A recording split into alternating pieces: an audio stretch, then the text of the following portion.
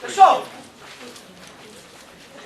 voltando à matemática depois de alguns dias, né, em função da nossa troca lá de algum tempo atrás, eu dei uma passada de olho na apostila e fiquei feliz porque eu vi que em poucas aulas, em uma ou duas aulas que a gente bateu papo sobre análise combinatória, nós começamos já a estruturar a base dessa nova matéria aí.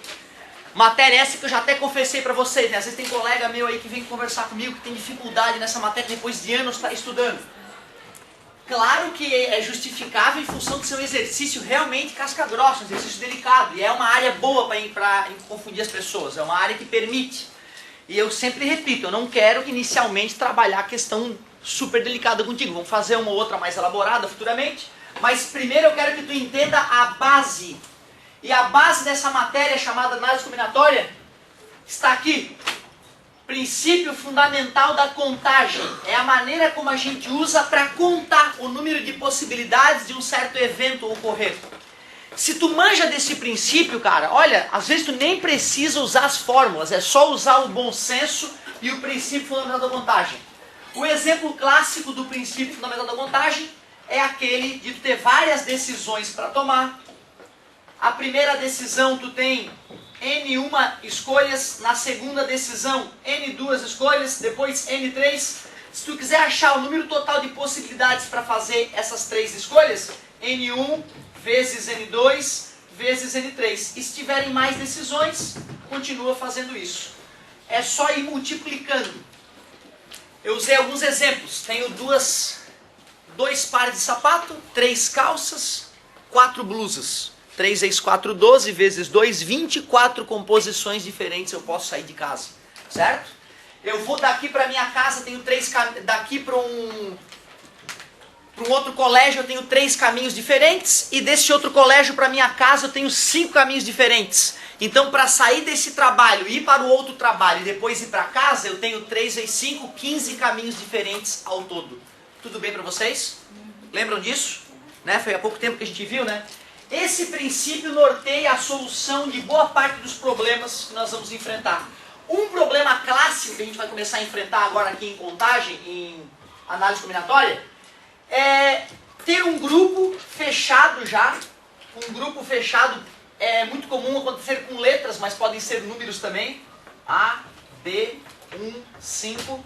E o cara pergunta, quantos códigos diferentes eu posso fazer trocando a posição desses elementos? Para pensar numa situação dessa, a gente poderia pensar, eu tenho 1, 2, 3, 4 possibilidades para a primeira decisão. Aí, como eu já usei uma, sobraram 3 possibilidades, eu já usei 2. Então, 3 vezes 4, 12, vezes 2, 24 possibilidades para trocar a posição desses signos e com isso formar um novo código.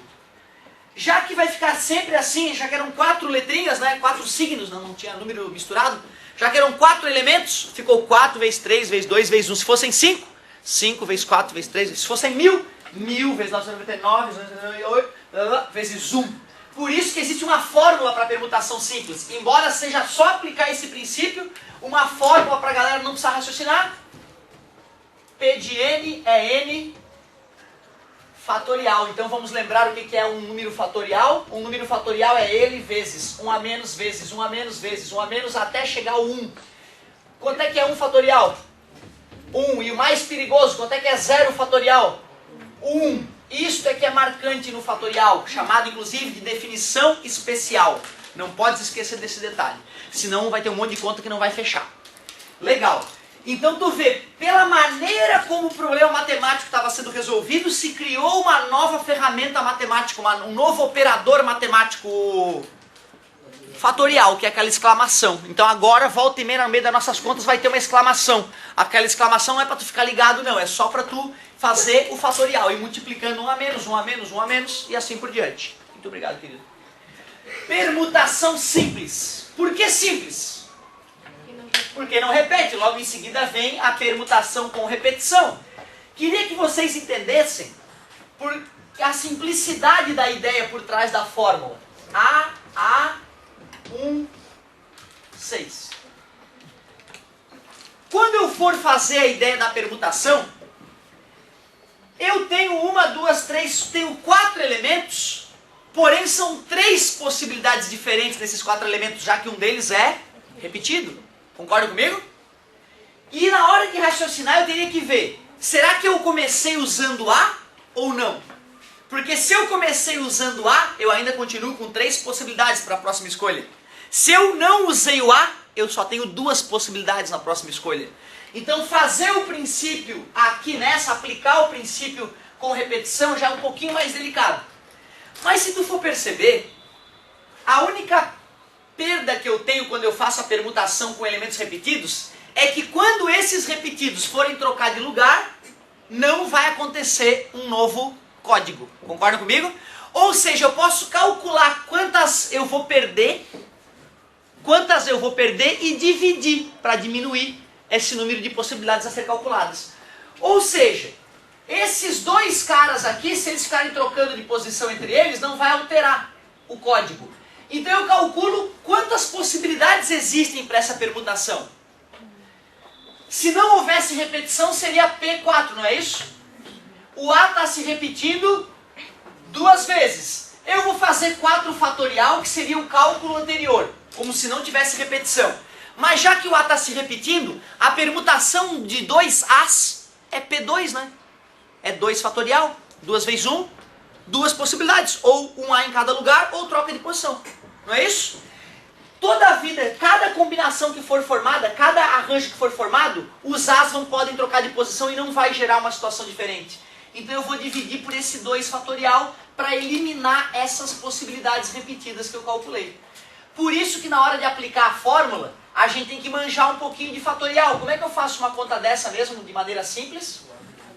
Abre o maior até o menor, porque aí 2 fatorial dividido com 2 fatorial dá 1, né? E 3 vezes 4, 12. Ou seja, ficou a metade do que era antes, porque já que tem elementos repetidos, eles ao trocarem de posição não vão gerar uma nova situação.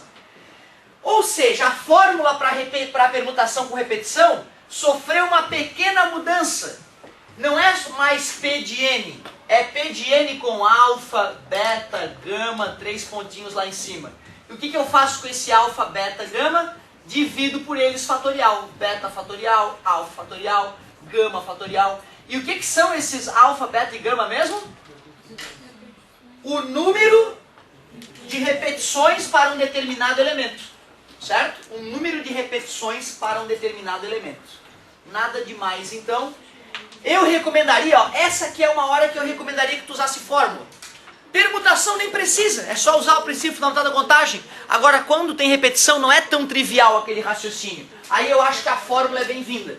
Nós até fizemos algumas de exemplo, não era? Banana, aí até banana, viraram, né? Botamos um N a mais ali.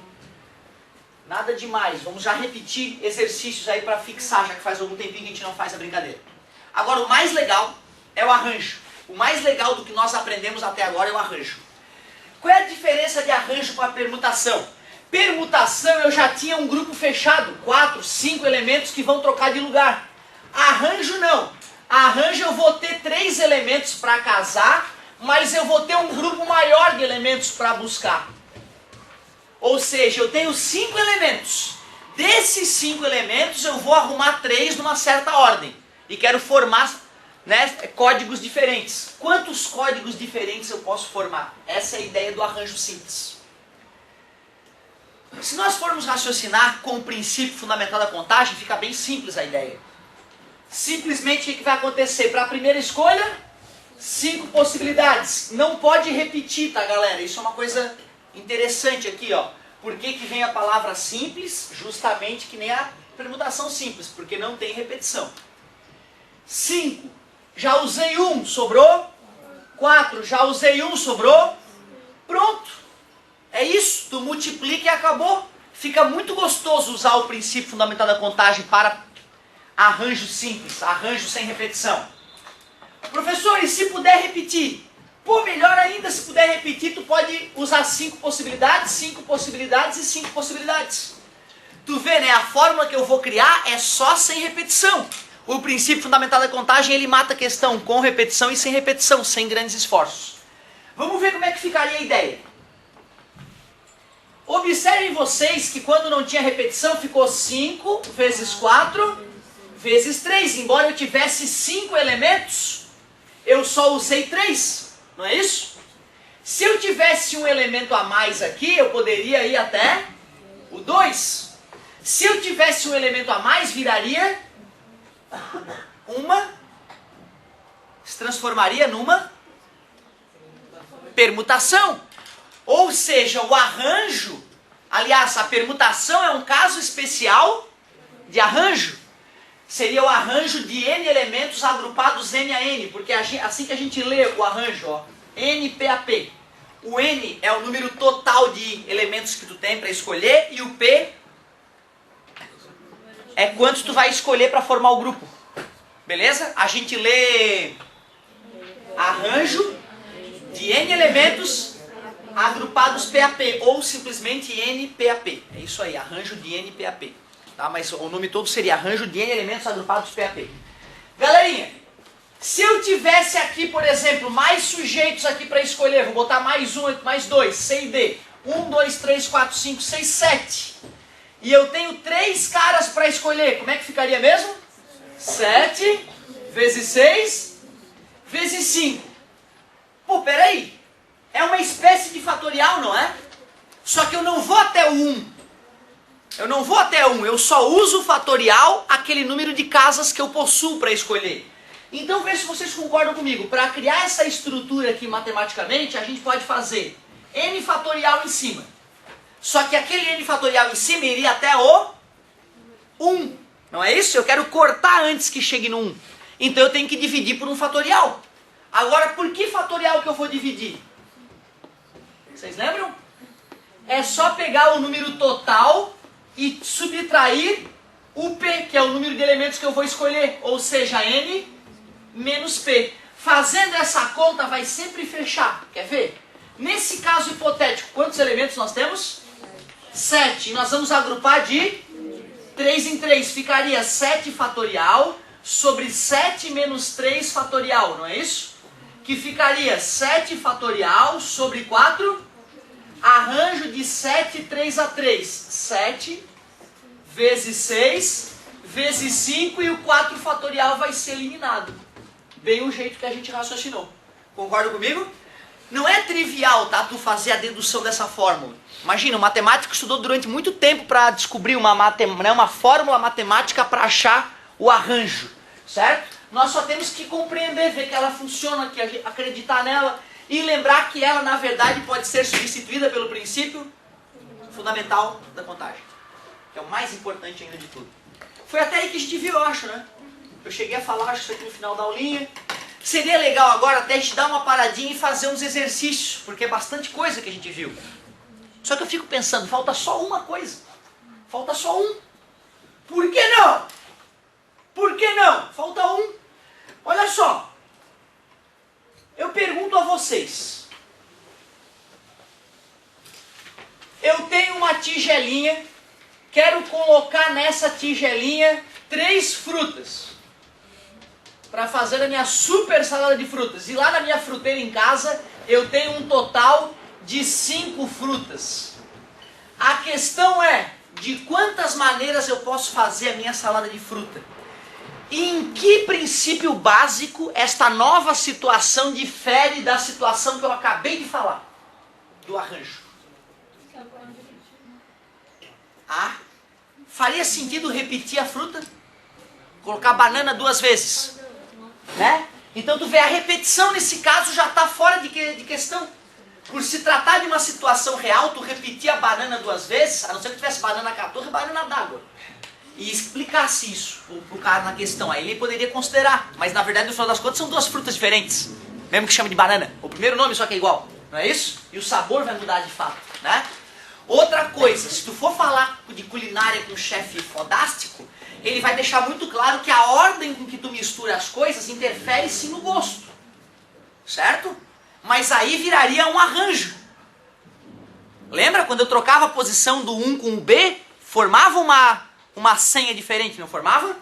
Agora na salada de fruta, sem falar com o chefe fodástico de culinária, Pro leigo, pô, se o cara picou primeiro a banana, depois a maçã e o mamão, ou o contrário, né, eu duvido que o chefe experimente essa salada de fruta e fale, o mamão foi misturado primeiro, isso tá errado. É demais também para nós, né? Então, acredito que ninguém vai ficar incomodado em aceitar que a ordem da mistura das frutas não vai gerar uma salada diferente. Tudo bem para vocês? E é isso que difere o arranjo dessa nova situação. Essa nova situação é a última dessa matéria, é chamada de combinação. Combinação. Claro que é combinação simples no caso da salada de fruta, né? Porque repetir a fruta não vai acrescentar nada na salada. Tudo bem? Pessoal, se fosse arranjo, como é que ficaria a conta? 5 vezes 4 vezes 3, ou arranjo de 5, 3 a 3. Por que vai falhar esse cálculo? Porque tinha ordem, foi o que eu estou falando agora nesse começo. Por isso que a colega até responde sim, tu acabou de falar. Como é que alguém não vai lembrar? Não, mas é porque esse é o jogo da aula, né? Tu tá toda hora raciocinando comigo. Poxa, se a ordem interferisse, vamos pensar em banana, laranja e mamão. Certo? Banana, laranja e mamão. Trocando a ordem delas, se fosse uma senha, ia mudar a senha, não é? Mas quando é uma mistura de frutas para tu comer, não vai mudar o gosto. Por isso que são situações matemáticas diferentes. Isso era uma coisa que eu demorei a botar no meu coração, saber que arranjo a ordem importa e combinação a ordem não importa. Eu na prova às vezes trocava, putz, qual que importa, qual que não importa mesmo? E é fundamental tu lembrar, né, para tu escolher a fórmula ou escolher o raciocínio. Ou seja, eu até posso usar a ideia de arranjo para matar isso aqui, só que eu vou ter que corrigir. Quantas senhas eu perderia se a ordem não importa? Como é que eu calcularia o número de perdas de senha? Se eu te perguntasse quantos anagramas eu posso fazer com essas letras, BLM, como é que tu calcula? Vocês lembram o anagrama, como é que a gente calculou?